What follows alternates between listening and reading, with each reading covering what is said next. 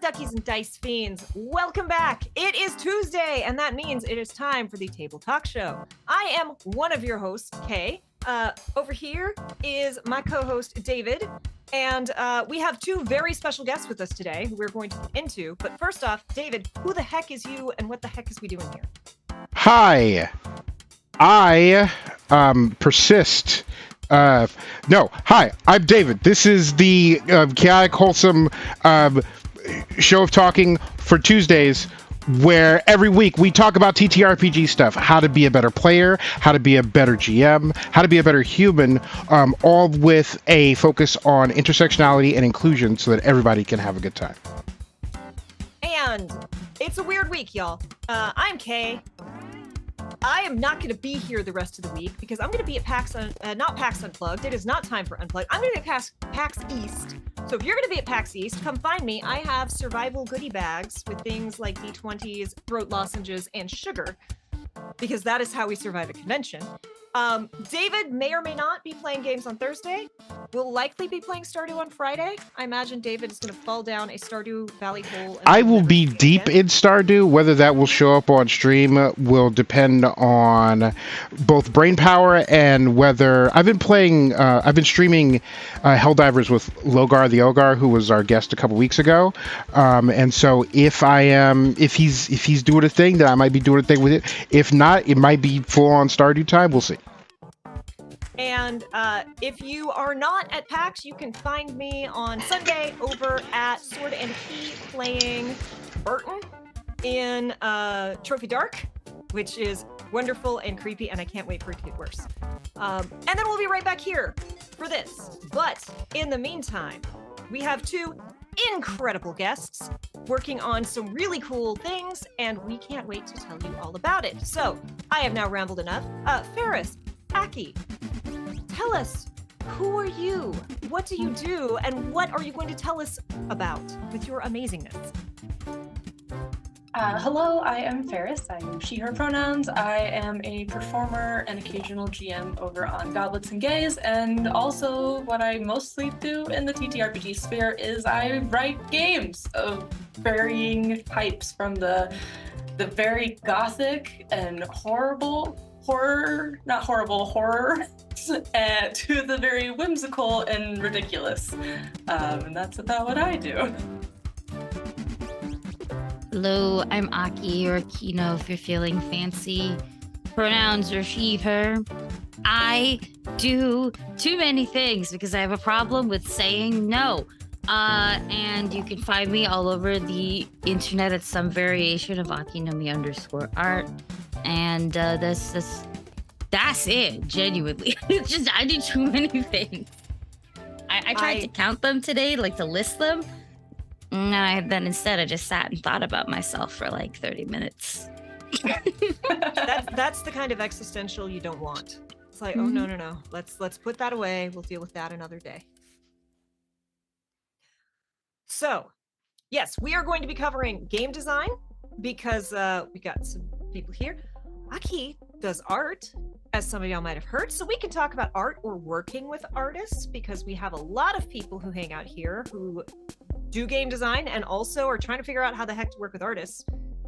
Because let's be honest, most people are too controlling, and you need to let your artists do their thing. But we want to hear about Nata Nox. Did I say it right? Did I say it right? Did I mess it up? Good. Tell us about this. What the heck is this?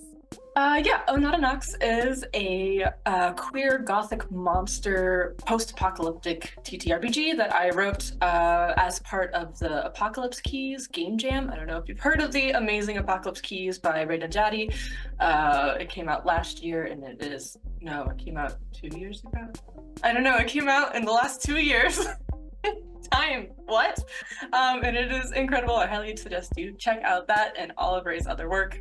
Mine game is about playing traditional gothic monsters in an apocalypse that you chose not to prevent.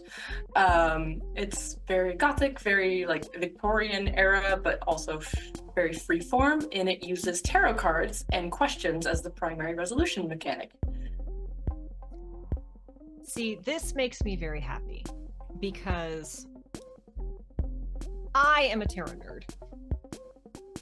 And in fact, one of the things I'm doing at PAX East is rehashing a panel that I did at PAX Unplugged, which is tarot cards and TTRPGs. So, yes. We are excited to chat about this. Yes, that is my favorite little part about the game, is using the tarot machinations to create inspiration and move the story forward with however you feel like interpreting the cards. It is fully playable without knowing a thing about tarot, because when I initially wrote the game, I knew nothing about tarot. I have since learned quite a bit, but I wrote the game knowing nothing. And so that was something that really kickstarted me down the road of tarot and investigating it a lot, and just digging into that more deeply. But it is fully playable without anything. All that you need to be able to do is look at pretty pictures and make interpretations off of them. And that is one of the cooler things about tarot. Now, look, I learned to read tarot because I wanted to play a character in a TTRPG who read tarot.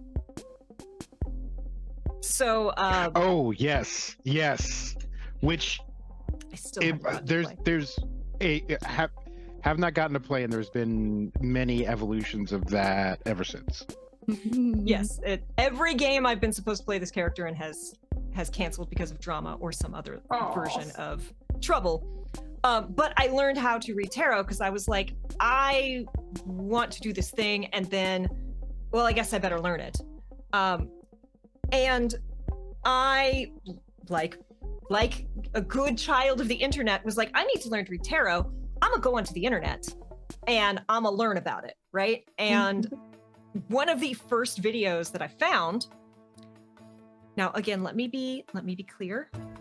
There are not right and wrong ways, right? But there was the first video I found was someone who looked a little bit like me, but with longer hair, going like, so like, you don't actually need to just like learn the cards. You can just like, I'm not going to tell you how to read tarot in the regular way. I'm going to tell you how to look at the card and see what you feel. And look, there's a place for that. But don't make a whole video on how to read tarot if you specifically don't know how to read tarot. That said, tarot cards are set up in a way so that you look at them and you're like, oh yeah, I can get a feel off of this.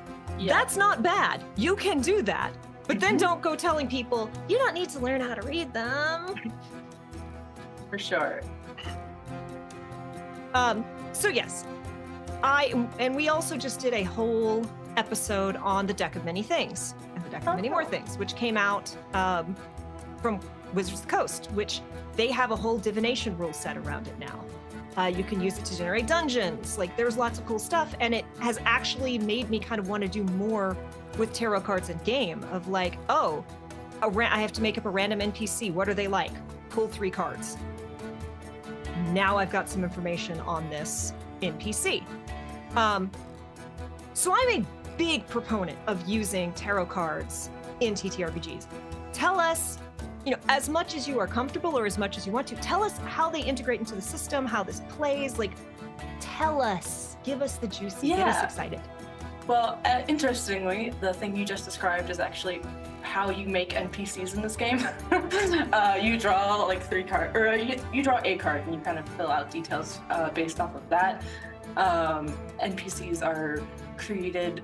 The whole game is very collective. There is an optional GM called the Shepherd, which is much like a traditional GM, and also a little bit not like a traditional GM. Has like a hymnal, which is what I call playbooks in this game, and is almost as much of a player as they are also the GM.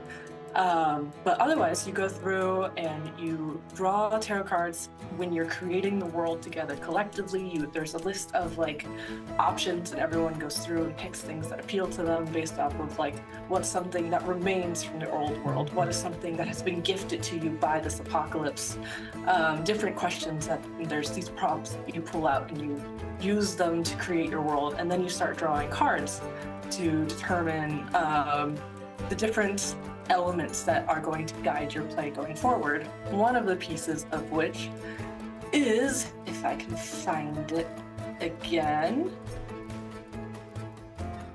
it is the prophecy card, which you draw at the very beginning of the game before you begin playing, but you don't look at it until the stakes are highest, until there's some major high point in the game, and then you flip it and all of you decide together how this changes what's going on right then and there.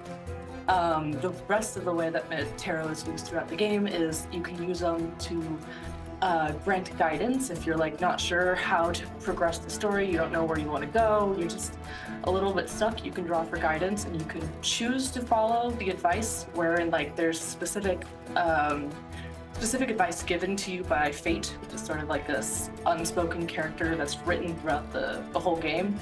And so like depending on which of the minor arcana you draw, fate might have a different message for you, or if you draw a major arcana, that's going to be a different message. But you can always reject those things.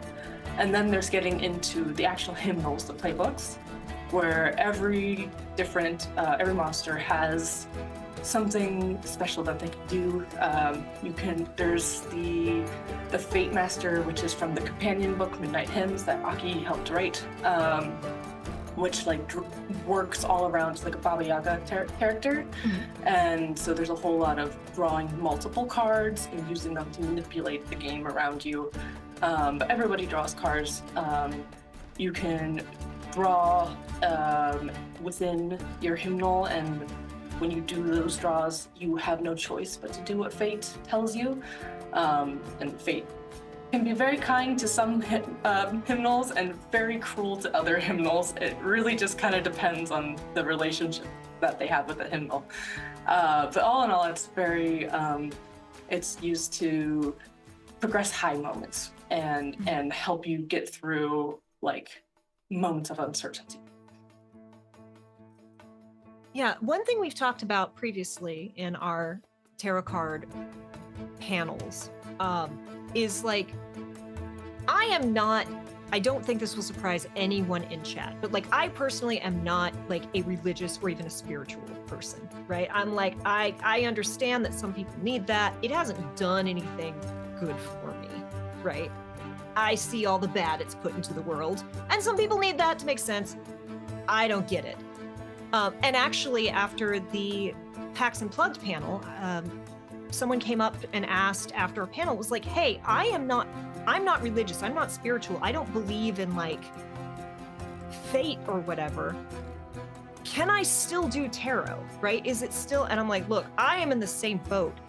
There is something, oh God, the number of times you draw the tower, tower is the card that scares me. Death doesn't scare me. Tower scares me. Tower's bad. Tower's always bad. Yes. So I don't believe in any of this, but there is something creepy about tarot cards. And I don't want anyone to go out and change their life based on these decisions, but as like a self-reflection tool, like best way I can describe it and how I've described it to others is like, there's like a chaos of the universe, like an ordered chaos within the universe that resonates somehow within certain decks of tarot cards. Not all of them for me, but certain decks. I flip a card, and oftentimes I'm like, how dare you? I'm not. And I really do, and maybe this is just the fact that I need more therapy, which I do. But like a similar thing happens to me in TTRPGs. I will not be expecting to get an insight or to have an understanding about myself through a character.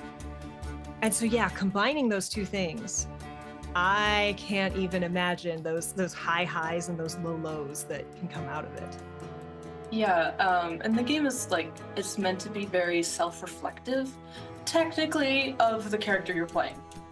Technically, but like, we all put more of ourselves into our characters than we want to admit. I don't know what you're talking about. I've never.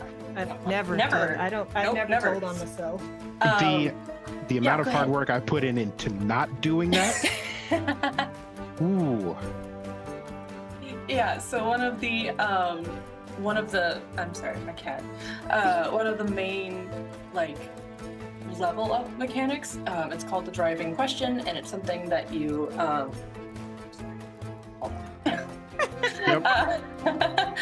and it's something that there's like questions that you can choose from, and for each hymnal, they're all a little different, a little more pointed towards each hymnal. And the point is you pick a question that you don't know the answer to. Pick which one you can't answer at the beginning, and you find your way to answer it throughout gameplay. And once you do, you get to do something powerful. It is left very open-ended on purpose. Aki has used it to game the system. I think you also like stopped time once. That was cool. Mm-hmm. I stopped time. I also talked to the world, if that makes sense. Yeah. I talked to the tower. It was a literal tower and the figurative tower, and I talked to it because I was like, we're siblings now. It was weird, but like I swear to God, it made sense in our one. It did. It really did. In our mini, it made so much sense. Yeah. So like I find it to be a really like interesting way of like, instead of leveling up with like experience or something, it's you find you learn something new about yourself, and through that is how you gain more power or more abilities or just more means of navigating the world. And then there's also like some different like actions that allow you to encourage the other players to look into their own question. Like one of the things is you can do this, or you can ask them about their driving question, which is encouraging the other players to like have a little self-reflection in a moment with another player, which I think is always fun. I like to build games that are centered around interacting with your fellow players, because I love me some roleplay. That's my favorite part of playing games. I'm like, combat, whatever. Give me the roleplay. I am really big. It is called a role-playing game. Right? It's not called a combat game. Not to say I don't enjoy combat, but like I'm in it for the acting. Yeah, like I really love, everyone who's played with me knows that I really, really love games that actually make mechanics of and encourage interaction and role play and like actively pulling in other characters. Like I played a system into the Breach system, which is one where you use playing cards instead of dice, and each of the suits does things. But like they had some really cool. The system was a lot, and not necessarily for me, but they had some really cool mechanics. Like there were certain skill trees you could take, and like you would be the first person to flip initiative. And everyone in your party could then decide, I'm either going to go with that initiative or I'm going to flip my own, right? And there were these cool different ways to act like built-in teamwork mechanics, which let's be honest, we don't see that much in D&D or Pathfinder. A few more in Pathfinder, but yeah, I love those. And Matt, to answer your questions, I have a tarot deck that is in timeout because we're just not talking right now. My main tarot deck that I actually got for Vyman, who I've still never got to play, I was like every day, it literally at least 2 times a week, it would give me the Ace of Cups, either upright or inverted, and it just kept doing Ace of Cups, upright, inverted. And I'm like, I know, I am aware. This is the worst cold read you've ever done. And so that stayed under my pillow for a week because I'm like, you need to attune, just get it together. And it's been better since. And then my nightmare deck, it's a really good deck. It was straight up like there's a really cool like interview your tarot deck, and it's like, what are we gonna do together? And it was like this really positive, like we're gonna figure shit out. And I'm like, great. And it's like, how are you gonna tell me this? And it's like, in the most painful and shocking way possible. And I'm like, cool. Only serious questions with you. Got it. Good to know.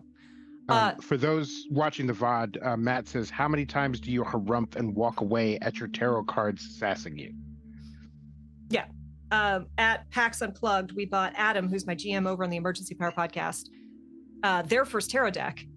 And he messaged a couple weeks after it. He's like, what do you do when your tarot deck is bullying you? I have my first tarot deck. I collect them, by the way. That I can read tarot. I've been doing it for a very long time. And I do it for fun. I do it 100% for fun. I mean, like, I'll also do it for people who actually believe in it, which is like super fun with me. But I do it for like 100%. It's fun. I like pretty art. I like cards. I have one right here. Like, and I'll show it to you. Okay, I think you're gonna love it. I'll show it to you because the art in that is so pretty, and I bought the like, you know, like the B deck, like when your merch and stuff like does like there's something wrong with it. It's still so beautiful. And I'll show it to you because I think you're gonna really like it. But my very, very first deck, it's a tarot deck, but it's like a Fae related tarot deck, so it doesn't follow the traditional rules of it, and also spreads are a little bit different. But it actively has cards where the deck will be like, we're not telling you shit. Like, it's blank. It's literally like, fuck you. There is literally a card that shows you its ass. Like, there are parts of it where it doesn't want you to know because it's like, it's funnier for you to find out by yourself later. And I only use that one for the super funny readings, because it's just really funny when people are like, I'm really struggling, but like haha he struggle, and I'm like, oh yeah, struggle some more, you know. Right. It's Hey, telling you to Santa live Claus. in it, you know. So Yeah. it's one of those kind of decks. Great. And I don't ever really use tarot on like myself unless I'm genuinely like really unsure of what to do next. And even then, I don't stop at one spread. I do 3, 4, 5, like that. Like I'm having a conversation with them. So that's how I do it. I do play characters that use tarot though, and I like to also draw like 1 card pulls for my party before like a season starts or before a stream starts if I'm playing a character who does use tarot. Yes. So I do it like sometimes I do it on stream too because I'm in a D&D stream, and one of the mechanics is I have to do a ritual like every long rest. And I'm like, I guess 2 of you are going to get a 1 card reading that I'm just going to interpret right now. You know, like it's it's one of those vibes. My Starfinder character reads tarot, and they have this really cool spacey. That's a pretty deck. Isn't it gorgeous? Yes. And I do a 1 card pool before every episode. And it's been like, my GM has been like, I'm going to ban your cards. Like they need to stop telling my secrets. But also, like, it was often, like, they often told of doom and gloom, so much to the point where Richard, one of our players who plays 5e, went out and bought the arcane bullshit deck to counter my pulls, because it's literally, one of the cards is Penis Weasel. One of them is like an old lady made of cats. I love that. Arcane bullshit is an incredibly charming deck, and I cannot recommend it enough. Candace says that their labyrinth deck has been terrible and won't talk to them, so it's in timeout. Yeah, when tarot cards just decide to just not, it's a thing. In fact, in our Discord, Emily is our mod and has done a whole lot of awesome stuff with us, and she was like pulling cards, trying to get an answer, couldn't get an answer, trying to get an answer, couldn't get an answer, finally put her spooky deck away and pulled out the Chubby Cats deck. And Chubby Cats were like, go do the creative thing. And she's like, great, thank you, finally. But say the word Fae and Kay will perk up. You know, I like Fae, okay? I am a Fae creature. Okay, then I got more for you. I have 2 Fae decks. One of them is like Fae, like it's based on Celtic, I think, ways of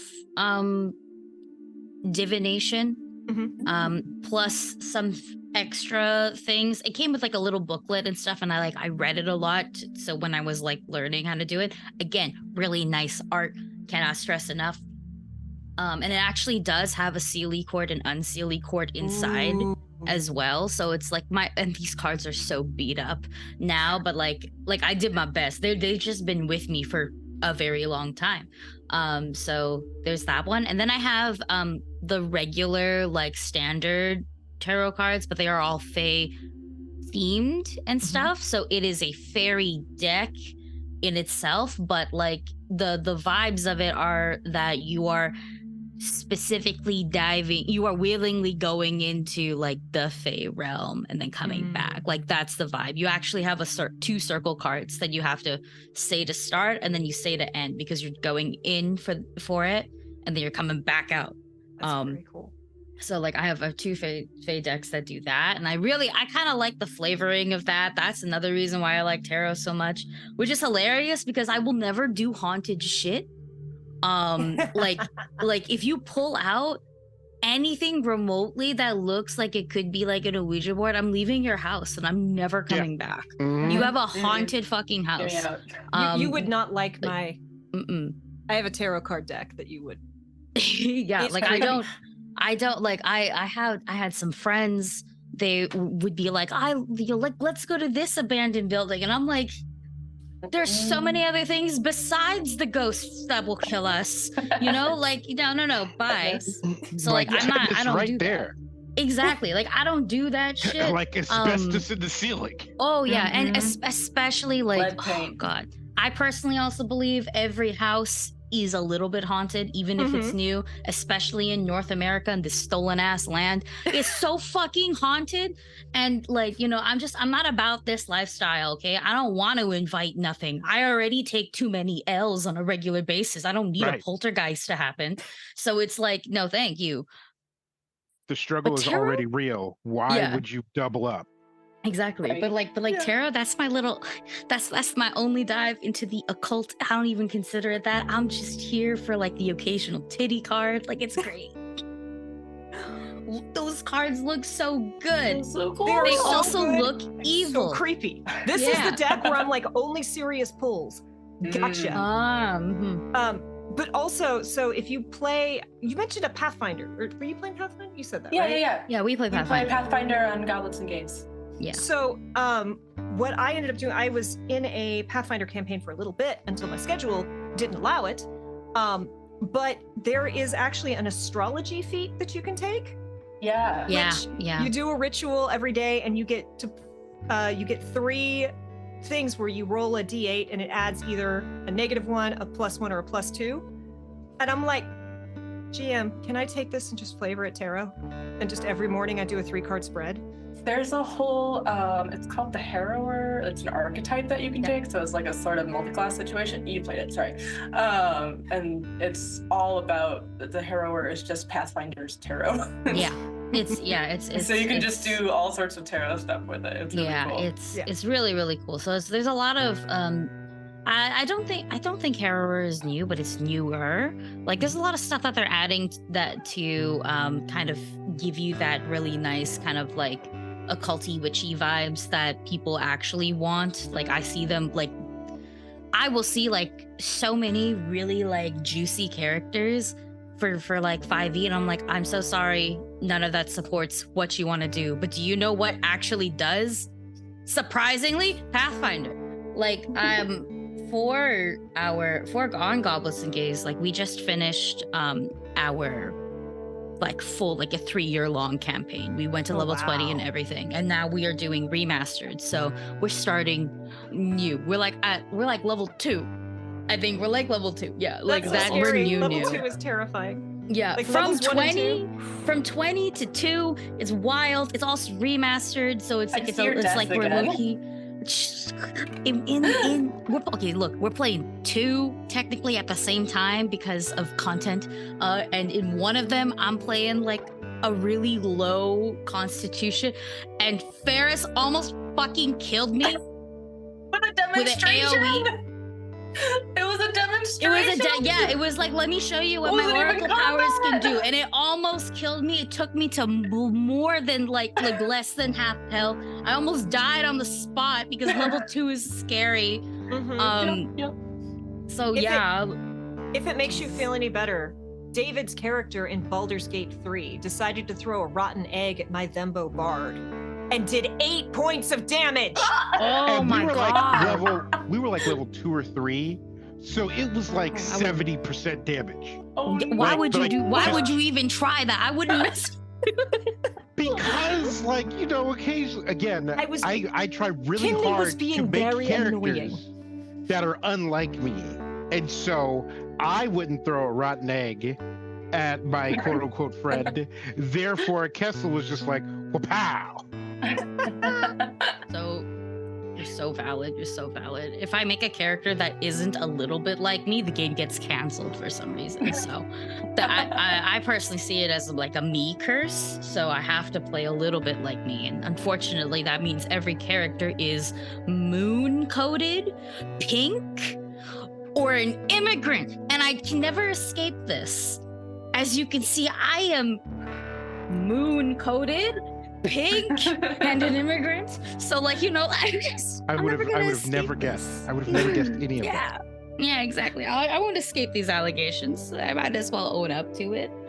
But like, yeah, Sky Mage. That is how all of this was going back to Sky Mage. Sky Mage is one of the most, out of all the Pathfinder thingies I've played, that's definitely the most like witchy I've ever felt, but like in a way that you could flavor text it for anything. So you could be like cottagecore spy witch. Like that was nice. Instead, I was more like galaxy bitch.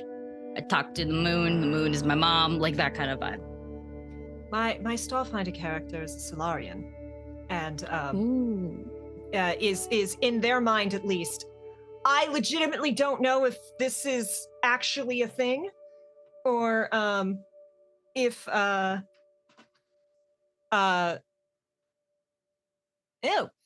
captions.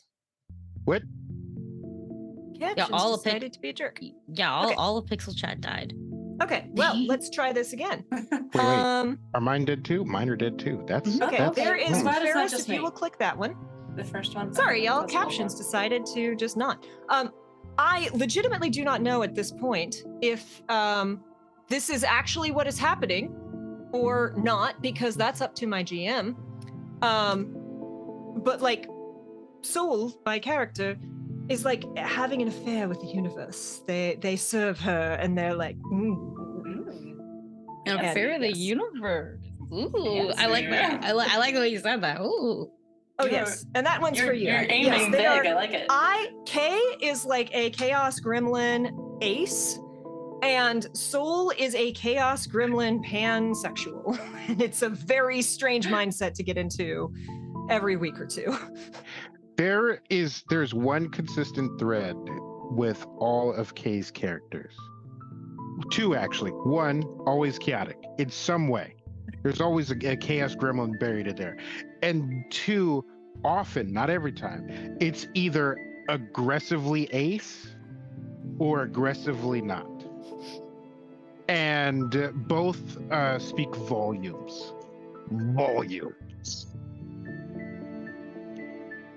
Especially Kinley, because Kinley, Kay desperately tries to steer Kinley away from like laying in a bedroll, looking up at the stars, right next to somebody who really wants to bone.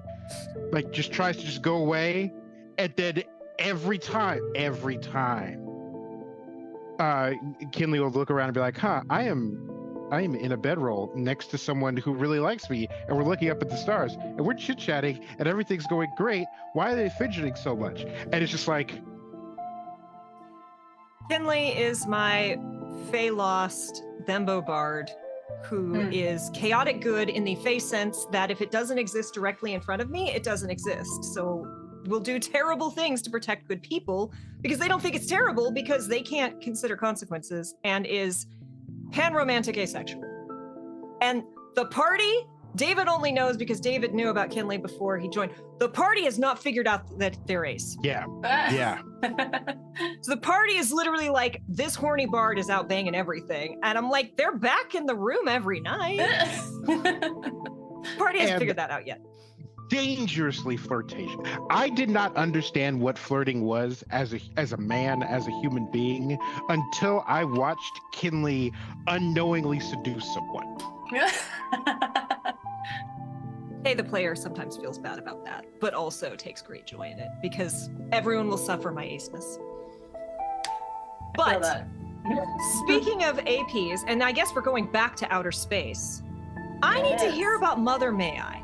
Tell me about this. So Mother May I is in between seasons and at the moment campaigns. Sometimes our GM and all of our producers over at Goblin the Gaze, which include Aki, let me run games. I pitch them the weirdest things and they say, okay, go for it. So this is our second season of Mother May I, which is an Alien RPG using Free League Pub's really cool Alien RPG system, which I am deeply in love with. It's so fun. Actually what introduced me to Alien. Before that I had zero interest, and then I played the system and went, I have so much interest now. I have a xenomorph Lego piece now. I'm just very excited about it. And so it is set in the Alien universe, and it follows the crew of the Medea, who were, once upon a time, a group of researchers set out to find the source of a mysterious signal. Things went really bad. And now they've been coerced into working for Wayland Yutani, and things are even worse. Capitalism is always the villain. Capitalism is always the villain, and also aliens. So we are. Tomorrow is our penultimate episode of season 2. Things are wild and scary. Aki plays the wonderful Dr. Matilda Fernandez on that show. I am the game mother. I inflict horrors beyond belief upon my players every time, and I take pleasure in it. It's very good. Is very I'm not just saying it's because like producer, right? No, it's just very good. Mother May I is very good. There's a reason why we said yes to season 2 before you pitched season 2. Okay? Like we were very, very into it, and season 2 is a bigger cast. We have 2 crews, and so that will then become 1 crew. So if you know people like Navarre from the Secret Nerd podcast, or Michelle Jones, aka Mimi, who is a freelancer for Paizo. They both join us. We also have one of our regular cast members who was like, I don't do horror or anything, also join us, and they play a cat. Yep. We have a cat. We have a cat that does things. You know, like it's really great. By the way, cat is 100% safe the whole time. The cat is the only person with plot armor. So like if you're worried about that don't be. Just don't be jumping. Everybody else fair game. Yeah. Everybody else is so fair game. It's not even funny. But the cat, no. Mm-hmm. No, nothing bad's happening. But never in danger of death. Yeah. Even the xenomorphs gotta respect the cats. They do. Xenomorphs have better, bigger, more human options that just look so tasty and ripe for head chomping. Oh yeah. But So yeah, I've Alien. actually never gotten to play the Alien RPG, but I've heard incredible things about it. And like actually Candace the Magnificent, we met in a mothership game, which is a space survival horror. I played the most terrifying android you have ever seen. But no, Alien is something I want to see David in an Alien RPG. Ooh. Okay. The question is, what flavor of person am I playing? Is it going to be napkin flavored nonsense? Or is it going to be a more like me-centered character? Because those are totally different experiences. I would say the Alien RPG does have like, so they have they're not classes. They're more like they kind of work more like playbooks kind of feelings, but like we use the kid because you can play a child. We use the kid one for our cat player. So like required very little adjustment too. Yeah, so like the kid has specific moves, and we just gave it to the cat, and it works that way. But there's several types, including being like, God, what does Alyssa play again? Because Alyssa's they are the nasty. company agent. The company agent is the most disgusting like thing I've ever seen. Like in terms of like what's in this book. And Alyssa does a really good job being a piece of shit. So like it's great. So basically Alien lets you play really bad people in really bad scenarios, and it's just like you kind of think, are they all that bad? Because technically the real bad one's capitalism, but actually almost everybody is a bad person as well. So it's like, I don't know, like you can obviously get attached to it, and there's obviously characters who are not bad people. I am a bad whole person. Set for PvP, so So- if that tells you anything. So you're saying I could live my dream of being a middle manager for Wayland Yutani? Yes. And you could sacrifice other people to ensure your survival. Yes, you can. Oh. It's a whole thing. That's a move. It's That's a thing that you can thing. do. It's Full called depth personal flavor done. safety. Personal and you can safety. I have roll so much to beef make with other personal safety. to make the nearest person to you suffer the effects of whatever's coming at you. Yeah. You can certainly see it in action in it's- Mother May I. You can see That it in sounds delightful and evil. It's so It is. evil. So like, yeah, when they say, you know, like playing Alien's very fun. Please play it with people that you feel comfortable with, so that way you do lines and veils, because Alien is gross, and like the xenomorphs do gross things, just that alone. So you got to be aware of what you're getting into that way. And if you're with a comfortable group, you can then do bad things and play bad people and still have bad things happen to you, and it'll be like very, very fun. I would not want to play that game with people where I wasn't 100% comfortable with them showing up on my front lawn and punching me directly in the face. Like, listen, you got out of hand, and this is what you got coming. I'd be like, okay, that's fine. Like, I You just are did that. You're 100% right. You're right. It's very much like that. Yeah. When I will say though, something that I kept pitching, I did it like 3 times on each season. I was coercing Farris to let me die in Alien. That's something I wanted I've to do made for a your long wish come time. true in a way. You did. But like when like that, like I'm an Alien baby, as in that's one of the first movies I remember watching too young. Oh my gosh. But also my father was like, we're gonna watch everything. So I've seen a lot of horror movies at a much too young age, and Alien is the one that altered my brain chemistry. So I always wanted to die, because Alien. That sounds so bad out of context. I always wanted to die. In context, it sounds bad. I mean, I'm a millennial. I get it. Yeah, like so, like Alien wise, I would like, if I was gonna play, I want to play a super annoying person. I want to die, right? Because that's the most satisfying thing in horror movies, when you see the annoying people die. I'm like, damn, wow, serotonin. So like there, I'm like, I'm here for that. And then I played a character, Matilda, who I was like, fine, I'm just gonna get really into the xenomorphs then. And if I die, it's also satisfying.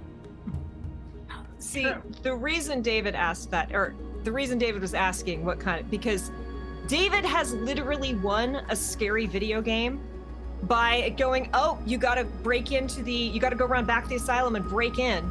And David went and peeked in and went, nah, got back of the car, drove away, and credits rolled. Oh, was I love it oh shit, I know what you're talking about. Outlast? Yep. You can do that? That's so funny. You can. I love that. Yeah. David's like, I'm not Outlast is doing like, this white people you have stuff. to, yeah, you have to work so hard to get hunted down by the creatures inside the building, and ultimately, like, that's the big difference between watching a horror movie and playing a horror video game, is because I could sit. horror movies are hilarious to me. Like, they're comedies. It's very rare for a horror movie to like scare me because it's mostly just watching people do dumb things. Like you talked about the Ouija board earlier. A buddy of mine pulled me in. He's Irish. He pulled me in to play Phasmagoria. Phantasmagoria. Phobia. Yeah. And he's like, listen, I'm gonna need you to resist every instinct that you have in order to play this game, because you gotta go in there, you gotta flip open the cards, you have to light the candles on the pentagram, you gotta do the Ouija board, you gotta do all that stuff. And I was just like, okay, so just do the opposite of what I naturally, because again, you pull up to a house that is haunted, and they're like, here's $150, go in there. You punch that guy in the face, you take the $150, and then you leave. And then you enjoy the rest of your life. There we go. Yes. Yep. Absolutely. So like in video games, like in horror video games, you have to willingly do the stupid thing. You have to really willingly like read the Necronomicon out loud. Yeah. And try really hard to get the pronunciation right. And be like, okay, I nailed it this time. Why does it feel so wrong and so forced in a video game? Whereas in a TTRPG, we just do it without question. Because in a TTRPG, you get to talk a little bit about it beforehand, so you can make logical sense on why you're here, right? Because and you have everyone else in your party egging you on. Yeah, exactly. And high key, I usually play the managerial type, the momager, the like out of I have 9 games, 8 of them I am playing some form of manager, even if I am equally as chaotic. I'm just the only one who doesn't have ADHD, so I can make sure we're all on the same, like we're just on track, and it just works. In my issue with horror games is I refuse to play any game where I can't actively fight back. So I know a lot about Outlast. I genuinely like Outlast. I know a lot about the trilogy. I've never played it. I've never. Because I refuse to. Why do I have? No, I'll get in the car and leave. That will be all of my gameplay. less than 5 minutes. But right, I played 15 minutes of that. Because again, bonkers to me. Yeah. That you would drive out to the middle of nowhere with a camcorder, like it's 1995. And an extra battery for the camcorder, and then go into scary building. Exactly. I would look like a paratrooper going in there. I would look like special forces. Yeah, also, like me, I'm 5 feet tall. I can't do parkour. I can't do that shit. I'm gonna get caught so fast. I'm gonna stroll up in a pink tracksuit. You're gonna see me. My hair goes to my ass. I'm very wildly unprepared for a lot of horror scenarios. Mm-hmm. I will maybe survive the equivalent of a slasher thing, but that's just because I'm not hiding. Okay, yeah, you're gonna do me a favor either way. Let me take out some anger on you or kill me. It's all or nothing. And games like The Last of Us, where it's a horror game with jump scares, it's different. Because I don't leave a building until I clear it. And I will clear it with my fist. I've done that before. So it's it's different. It's different. It's and an alien. Very satisfying hitting a zombie with a brick. But also, people people talk about, oh, well, what are you gonna do in the zombie apocalypse? And then they look at me and I'm like, oh, I'll get bit. And they're like, what? And I'm like, listen, I've lived in my body. I've lived my life this whole time. I know that when the zombie apocalypse pops off, something will happen, and then I'll be like, oh man, I got a bite on my ankle. All right, I'll see you guys later. And it's guaranteed to happen. I am guaranteed to be the person that gets bit. You put 100 people in a room and one zombie, and it is gonna be me. And that's fine and dandy. Because here's the thing. I am not going to off myself. I am not going to take the easy way out. I am going to become a zombie, and then I'm coming back to get you. See, I grew up, I know I don't sound it anymore, but I grew up way out in the country. If it snowed or iced, we were iced in for days. The nearest grocery store was a half an hour drive away. We were closer to a big cat rescue than we were a grocery store.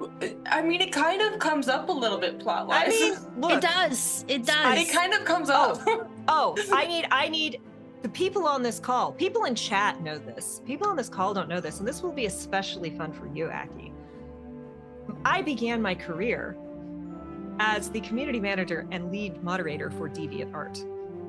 Oh, wow. Oh my gosh. So when I say there is an audience for this, I know. I am very well versed in this. I bet. I mean it when I said it altered my brain chemistry too young. Okay, I'm not lying. I'm more into the Predator though, but like, because I like Xenomorphs like on a different way. Okay, I would definitely say I like them more on a lot of other things, and the Predator is super fuckable. But like everything else though, it does. Yeah, no, it does come up a little bit more in season 2, but like also it's a little bit weirder in season 2. Listen, You know, my character, let's just say me and the Xenomorphs, we go way back. Ilaria says, NPC Aki, you're in- entirely valid. There is an NPC in season 2 that, if given the option, probably wouldn't say no. I'm letting you know, I'm giving you that option because we will have a season 3. Okay, I'm not going to dwell on this, but chat to everyone watching. The Predator will give you a good time. And Did you not see that movie though? there are many tall men where, like, you know, there's a certain subsection of society that values super tall men, and from conversations I've had with people of varying genders who've done the deed, it's not necessarily the best. The Predator got what you need. Okay, the Predator will show you a good time. You may not survive, but you'll be happy the whole time. So this is my Starfighter character, the obnoxious Solarian, who is a little short, and they don't like that. This is Para, who is an original species. They are like a symbiotic, they're oily, they're a shapeshifter. They have to attach themselves around skeletons, usually metal skeletons of some kind. And one of the first things Sol did when they joined the party, like we joined it basically at the same time, and Sol was like, "Oh, you can turn into anything." Mm-hmm. Can you turn into me? Can you make me a few inches taller? Can you move parts around? Great, come on. And, Right, like just a little tall, just a little more, just a little taller. couple Okay, great. inches? Let's do it. Perfect. Let's go. So yes, I'm sorry, because we're things into happen in outer Jurassic Heights. space. Okay, because we're talking about Jurassic Heights, our first Pathfinder game. So Farris and I, we played love interest. My girl was 5 foot tall bar. Farris's was a over 7 foot tall barbarian. We were doing things. We were bird watching. It was a very fortunate height difference for Aki's character, that's for sure. It was so great. It's a slow burn though, so don't expect much. The slowest burn. 2.5 IRL years. That's our slow burn. So Yeah. Wow. Yeah. Yeah, in the home game, Kinley is 5'6", like not tall, and is dating a 6'3" tiefling paladin. And we have this wonderful running joke. Paladin is the bottom. We have this running joke that Kinley, like, has gotten a little bit buffer because he started grabbing Thoroughfare's horns and like going for smooches.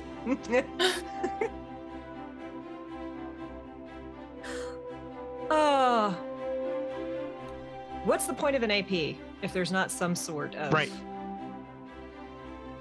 live your Truly. dreams.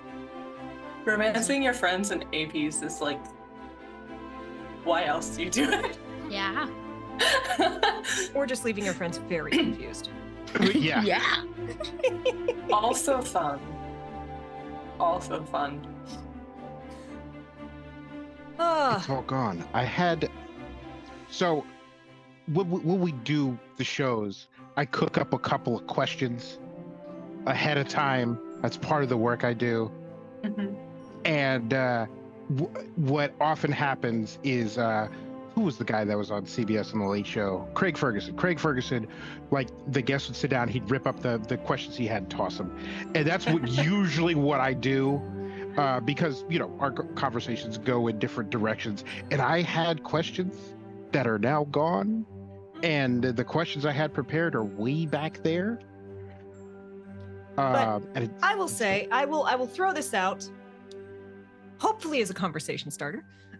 We'll see if it sparks anything. But I really appreciated one of the things you mentioned, which was like, you should play Alien. It's terrible. It's gross. There's PvP, but like, you should play it with people that you're comfortable with and that you like, because that is something that David and I have talked about multiple times around horror games or games with PvP. Like, you have to have, if you know there's an eject button, it's easier to push yourself further. And in fact, and I have made more than one person blush by saying this, but like, I think it's important, especially when you're doing horror games, that are really personal or really pushing boundaries. Like, you kind of have to treat it like group sex. There has to be lots of check-ins. There has to be lots of safe words. There have to be lots of ways out. Everyone has to know exactly where the boundaries are. Everyone has to know when they're being crossed, so that they're like, okay, I'm about to step over this line, and if I'm not comfortable, we're pulling the plug, right? Right. And Safety tools are so important in any kind of TTRPG that you play, whether it's horror game or not. Having those safety tools in place really just lets you like get into the game and be more comfortable. Even if it's a group you've played with 100 times and you know them really, really well, still having that ability to be like, hey, right now I'm actually not great about this. Maybe in the past I had been, today's not that day, and you can just move past it or do what you need to do so that you can all, because I mean the point of playing RPGs is to have fun with, you know, with friends, or to tell a story, or both, and you can't do that if you're not comfortable, if you're crossing people's lines unintentionally, hopefully never intentionally, or at least not without consent. And so having those tools in place is like just so important. Like, I always bake in safety tools into my games. I'm like, here are the tools I use. Here are other tools you can use. Like, make sure you're using those. And always, you know, we at G&G always use safety tools in all of our games. But yeah, just makes it so much easier to play the game. You can like relax and enjoy it because you know those tools are in place to like protect everyone. And there are certainly, like, I've come across GMs, whether it be from like just, I don't want to say conditioning, but just the way they've always played, so they've never thought of it, or be it, I do sometimes think it's like a skill issue. GM is not that good of a GM. So they're like, I can't warn people, I can't tell people, I can't like do these things because that will take away the surprise, or that will take away, or it will degrade. Like, I have sat down with players and been like, hey, we're going into a thing that's going to focus, like this next arc focuses on your character. This session, a thing is going to happen because everyone else has had their spotlight. You're the only one left. And a thing is going to happen in this game, in this session, where you are going to lose control of your character for an amount of time. You will have options, but they are very limited. You will have control of your character return to you after that scene. Are you okay with that? And there are definitely GMs who are like, well, that like takes away that. And I'm like, no, that lets the person know I don't have to fight this. I can go along with it. I can get lost in the idea that, okay, let me give myself into this moment because afterwards it's going to come back to me. There was a great interview with Lou Wilson was talking about how when he would organize D&D or TTRPGs for his friends, he would always be like, okay, everyone, we're ordering pizza. I have these coming. They'll be here at this time. Everyone pay me $15 and we're good, right? We'll eat it. Because he's like, I can be an elf now because we're going to eat at 8. Right? Like, hey, Jason, welcome on in. And I do think, especially for me, like, if it's a group, especially if it's a group I don't know that well, because I have played some truly terrifying horror games with people that I don't know well, but knowing like there's an eject button, or knowing I'm going to get out of this, I can be like, okay, I can give into the moment. Whereas if I don't know the party, I don't have that established trust, and the GM starts going, no, you can't move. No, you can't get out. No, you can't. I'm like, this, as a person raised femme, feels scary. Even though I know it's fictional, this is tugging on some real world trauma that a dude may not even be able to understand. Yeah, there were a couple things, one of which came up and one of which did not come up in Mother May that I talked to the players in advance. Aki, one of them was with you, where I'm like, hey, this is a road I'm going down. Are you comfortable engaging in it? And because it'll be more effective if you know that it's coming, you can engage in it on a level that you couldn't if you didn't know about it. And even though that route did not end up coming up due to shenanigans, it was still a lot easier to like make sure the preparation was in place and making sure Aki was fully comfortable with how that event would turn out. And then there was an event that did turn out that I can't talk about because it hasn't happened yet. And that one, going into it, I warned the player, I'm like, hey, there's this character, they have, have it in for you.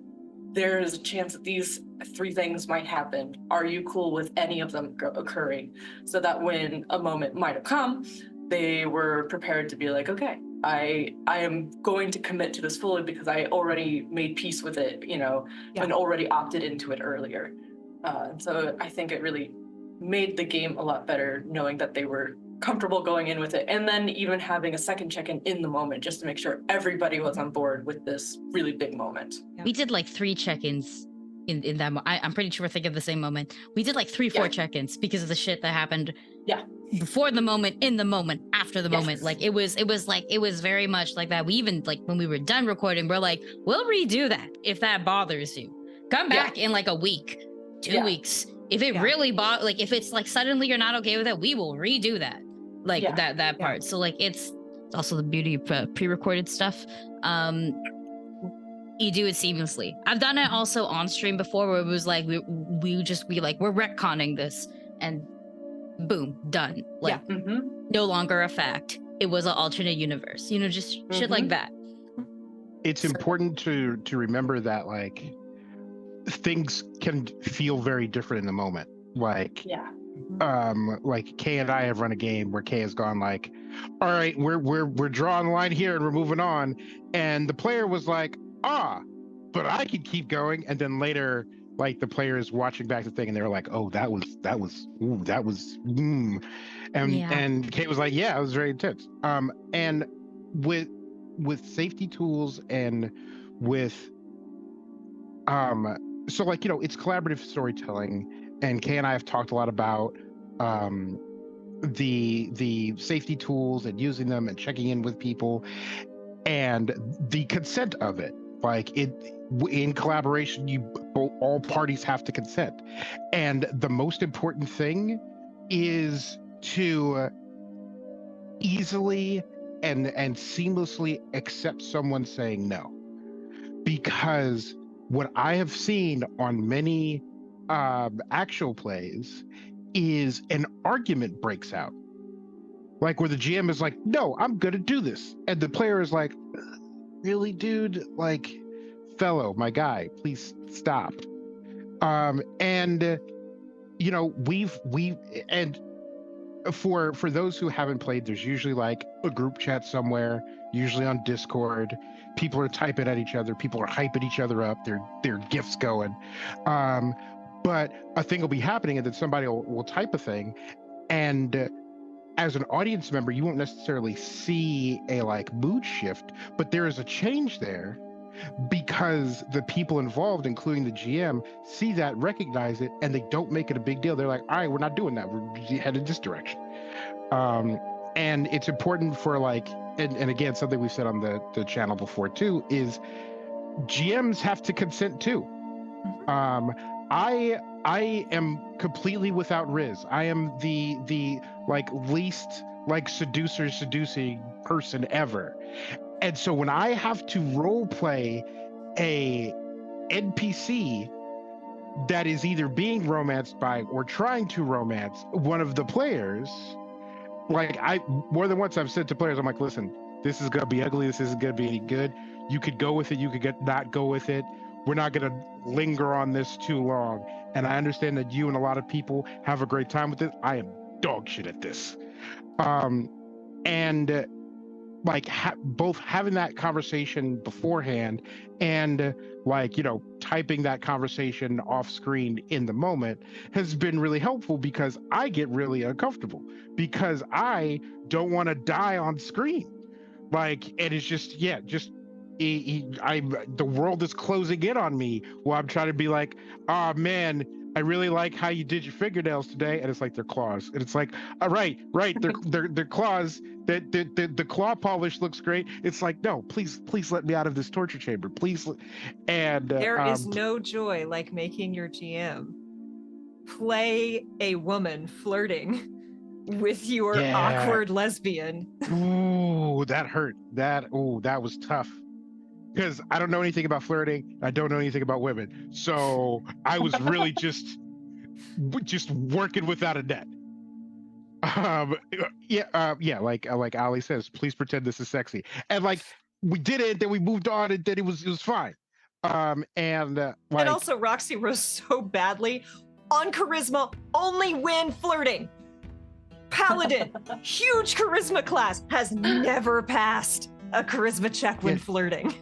Yeah, so she's got what, like 17 charisma? And every NPC was like, I'm ready to get down. The roll comes out. Not today. Not today. Not today. Not here.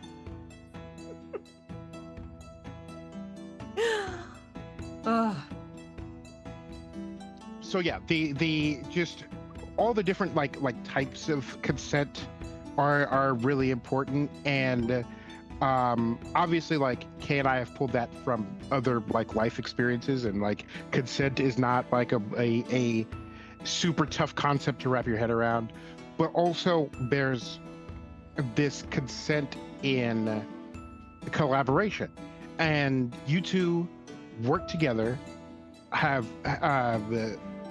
churned out a great deal of stuff. Like how does your collaboration work, and how did your collaboration get started? It got started a little bit before G&G got started. I am a co-producer. Right now, Goblin Case has 3 co-producers, so me, Dusty, and Aubrey, but it was just me and Aubrey originally. And Farris knows Aubrey IRL.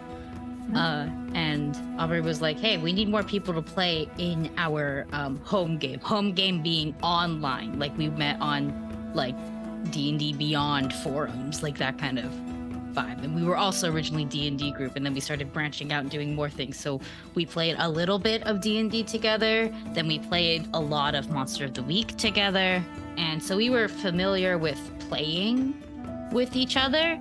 But I think we talked a lot before our first campaign for Goblins and Gays started, because I was originally going to be playing a whole other motherfucker, and then Farris was like, I think I want to be like Abby from The Last of Us, and I jumped so hard. I abandoned that character.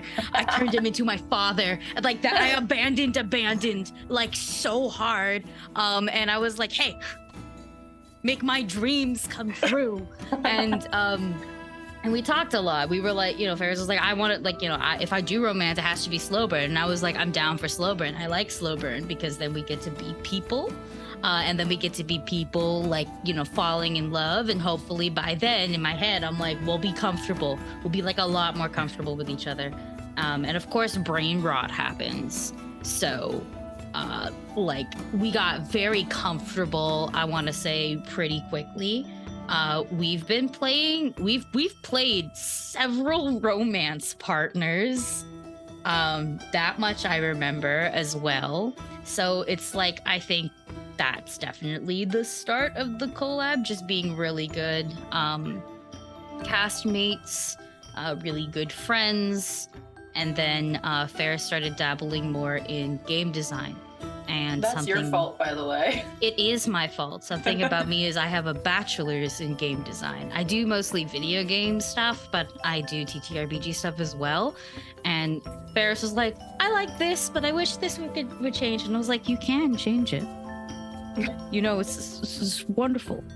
You're really good with the Google Docs. Do something like, I was like edging. And then Farris became full-blown game designer. So shit happened, and I've been doing art forever. So I also got to play test Nata Nox before I was like, let me do art for it, because it was very like, it's such a vibey game, okay? Nata Nox is a very vibey game, and if you were here through the whole Alien talk, then you would know I am a monster fucker, and I'm very unapologetic about it. So, I was like, no, I have to play. Playtest happens. Then at some point, I was like, let me do art for it. And then Farris was like, let me pay you. And I was like, how dare you? Fucking we pay you twice. You want to write a hymnal? Yeah, I got paid twice. So I was gonna do it free. I was like, let me just touch it. And Farris was like, you're gonna touch it after I hand you a crisp 20. You're also one of the main reasons that the companion book exists is because of how encouraging you were with your response to Nata Nox at that playtest, and how much you latched onto it and loved it so much. I had vaguely contemplated maybe releasing one more hymnal, and then you and the other playtesters were just so enamored with it immediately. I'm like, well, one, now I got to make the game better because it's rough right now, and two, now I gotta do more. I gotta do more so I can have you all do more, and just because I didn't know people would love this, and you all love it so much. So you're one of the main reasons that it exists the way it does now. There is surprise. no drug. There is no drug like friends and really good players enjoying a thing that you made, be it just a module you wrote, a module that you found and ran, or a system that you built. Just seeing people that you admire going I like this, and you going, but you like that, but I made that. If you type feral in what was it, Jiffy or whatever, and there's a little brown dog that goes, that's me. That's me. I think I've sent it several times when I talk about Nata Nox. So this is very much me. This game's a very me game. We and I hadn't only even got to gotten play. through character creation, and you were like, I need this game. Yeah, I was no. I was inject it into me. And then I also came up with, I was like, one day when I am more free, I want to run it too. So it's I had two specific ideas also for the Reborn playbook, and I went with one, and I'm like, I want to play the other now too because it works. Let me be made out of wood, I don't know when, but you'll have a chance, I promise. I know. I have plans. Dendrophilia. I'm sorry, I was reaching. I'm so proud of you, David. I was like, where's the word? And I shouldn't have said it out loud, but I was like, there's a word for banging a tree. Send that to Alyssa, Aki. I will. I'm You know why, literally too. gonna You know climb a why. tree, y'all. You don't even know. Pathfinder does amazing things. I'm gonna fuck a tree. Consensually. Are you familiar with any of the games, Aki, by the Gauntlet games? It's- Brindlewood Bay. Oh, yeah, Brindlewood Bay. I'm Yeah. playing in a Brindlewood game next week. I'm trying. What is the Renaissance London one, David, of the Monster Hunters? It's not the trophy. Yeah.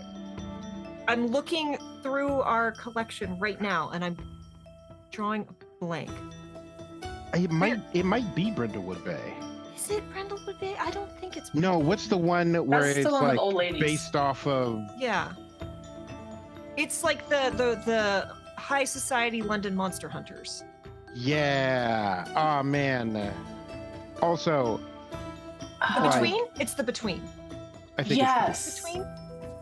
So, in case you don't, The Between. Yes, thank you, Candace. Yes. I have heard of that one. The Between. It's about high society London monster hunters. There's an entire class of monster fuckers. There is literally a monster fucker class. It's my time. Like, my brain is over here going like, which one is it? Which one is it? Because we interviewed Jason Cordova on here, and I'm like, you know, this sounds like a game. He's like, oh no, there's monster fucking. I'm like, okay. He's like, no, there's a whole class. I'm like, great. Our people are in chat. Yeah. It's my time. It's my time. It's my era. less on the hunt, more on the prowl. God.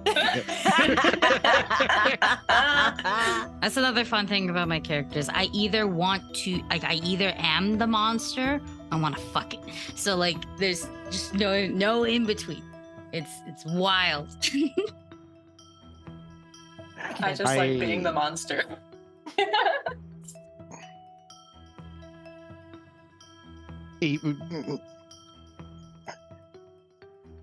Here's the thing, Kay.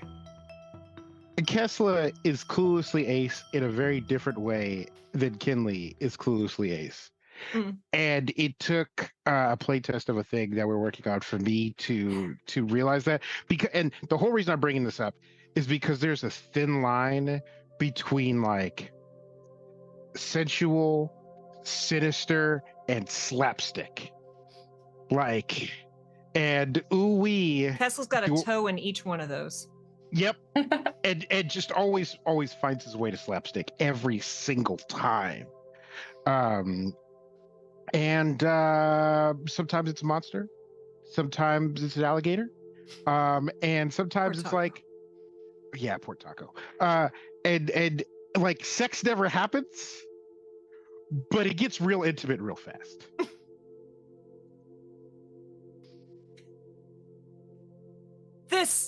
Kato, you came in at a great time. And, you know, I hit 2 of those 3 with Mr. Ungovernable. Yeah, Mr. Ungovernable was a unexperienced. We're playtesting a thing, and that's it's a name. Wild. Yep. Yeah. Mr. Ungovernable. He was a That's what it says on the tin. Mm-hmm. I love it. Rex has been amazing and has been involved in. Rex, have you been in every single one of our playtests, or did you I think so. skip one? I think Rex has been in every single one. Nice. But all right, chat. We've covered a lot of ground today. We kind of hung out in one area towards the end, but that's fine. We're all comfortable here. If you have questions for these 2 lovely people or final thoughts as we start to kind of wind this down and figure out who we're going to raid. Aki, Farris, thank you so much for coming on. I hope you had, it was a wild time. I hope you felt it was time well spent, because I certainly had fun. Thank you so much for having us on. Very, it was really very fun. fun. And we're gonna have to talk tarot cards and share some more decks. And Kato, I'm really glad you have headphones in the office, because you never quite know where we're gonna be. And don't put us on speaker. don't put us on speaker. One of the people who is a regular in our Discord server used to had to adjust to life with headphones because they really didn't like it before, and it's my fault because I say the most outrageous shit, and you can't be playing that when you're at work, right?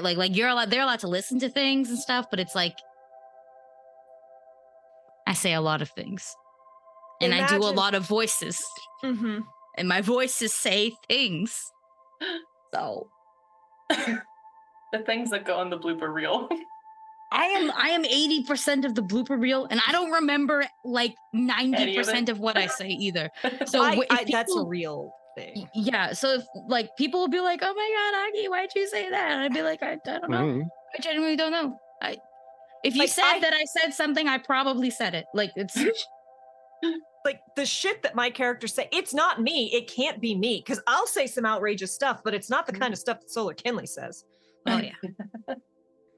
But I no, also if you rant want, a lot. if you want some truly wild things that get said, like I said, I was moderator for DeviantArt for 15, 17-ish years, depending on if you count.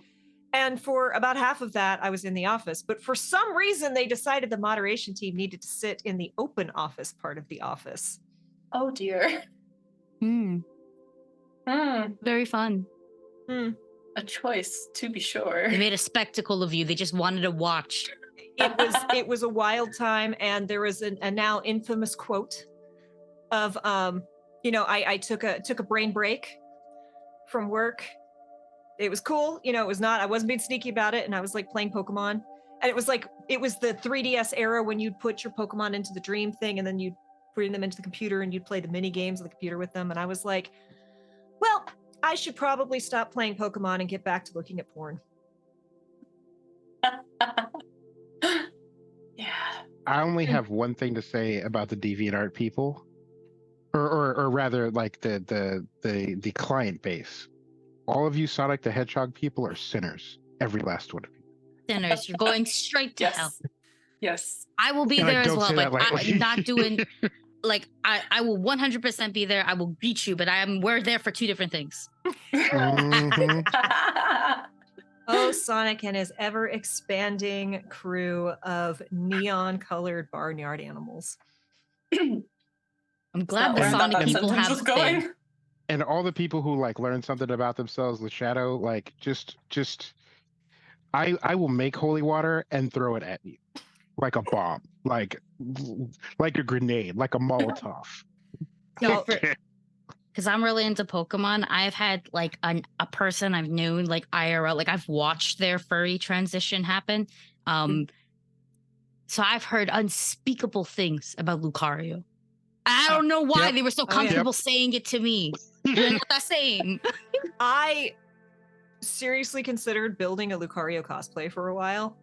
And then I went, because I'm built like a Lucario. I got the small upper body and the large lower body, and I could do the kicks, right? And then I was like, I need, no, I already give off chaotic bi energy, and I need less of that in my life. Yeah, you would need at least 3 security guards and a shotgun to wander around a con in that cosplay. No, that would be problematic. Yeah, Candace is there. Candace is ready. I told you. Security. It took no time at all. But all right. We have dropped links in chat. You can find Nata Nox at the itch.io. Go check it out. And it's on sale, it sounds like. It's not, but like all of my Whimsy games are 30% off until tomorrow. So it's the very end of my spring sale. So all of my little spring-like games. So if you want to play Baba Yaga's Hut's Babies, which is Muppet Babies meets Untitled Goose Game, that's on sale. It was already dirt cheap, so now it's dirt cheaper dirt. It's cheaper dirt. You just exploded David's brain.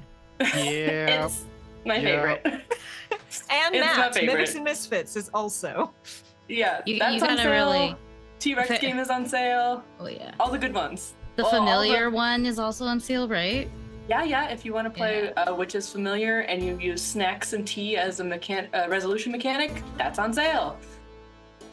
Yeah, I just can't remember what else is on sale, but all the cute ones. Yeah, all of Ferris's whimsy games are whimsical. Okay, like that kind of breathy W we're going with. Like, you'll enjoy it. They're good. And you are on the penultimate episode of season 2 of Mother May I. That is found on Spotify over in Goblets and Gays. Did you say it was tomorrow? Tomorrow. Tomorrow. Yep. I'm keeping track of things, y'all. You're doing great. And Aki, what can we? I know I've got links for you. We've got your link tree. Yeah. I've been putting them in the places. You have, but I want to make sure that Aki, if there's anything you want to like specifically promote and that is fair. Point people towards. Okay, if you want to laugh, I have a stream I'm gonna be on in like an hour and a half over at Magi RPG where I'm playing a magical girl. So like if you'd like, that's what I'm doing. You want to see me like play and the shit that I say. That's where to go. Okay, it's happening in an hour and a half, Magi RPG. Otherwise, just check out my link tree. I am all over the internet. It's some variation of Akinomi art or underscore art. So it's all good. Commission her art.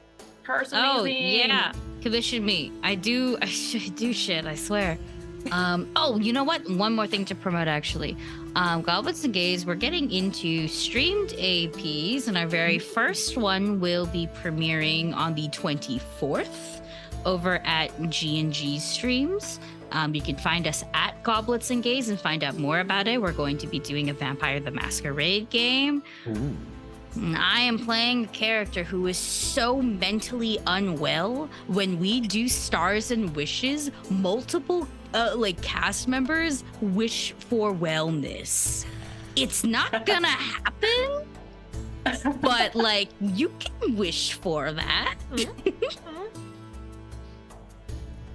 Amazing. Well, thank you both for being on. Again, I am Kay. I am one of your co-hosts. You can find me not online for the rest of the week because, again, I'm going to be at PAX East. You can find me on Thursday at 6:30, doing the Tarot Cards and TTRPGs panel. You can find me on Friday. I'm going to be doing a Building Better Boundaries from the Beginning panel about setting up not lines and veils for TTRPG, but what do you expect from your audience? How do you cultivate a good and healthy audience? How much of yourself do you put out there? How do you decide what to put out there? And how do you enforce those boundaries? I've been a moderator since before Facebook existed, so I got some tips on that. It's going to be an incredible panel, both of them. So if you're at PAX East, come find me. I will be there until Saturday afternoon. There will be Sunday playing Trophy Dark, another of Jason Cordova's games by the Gauntlet, over at Sword and Key. And then we'll be right back here for the talk show. David, who the heck is you and what the heck has we been doing here? I am thoroughly intrigued by the Muppet Babies meets Baba Yaga meets Untitled Goose Game shenanigans. I am captivated. The song is playing in my head. The theme song from I'm David. Right. Because they were all little assholes. Just every last one of them. Anyway, I'm David. This is the Chaotic Wholesome Presents Tuesday Table Talk Show, where every week we talk about TTRPG stuff and occasionally how sexy Predator Daddy is. All with a focus on inclusivity and intersectionality so that everybody can have a good time. And we had one last cat sighting before we go. Thank you all for joining us, chat. You've been incredible as always. Thank you for all of the laughs. And we are going to go see, I believe, Xander? Yep. What is it? Legend of Zelda. You can't go wrong with Xander playing Legend of Zelda. So thank you all for hanging out. Be kind to yourselves, be excellent to others, and we will see you next time. Bye, y'all.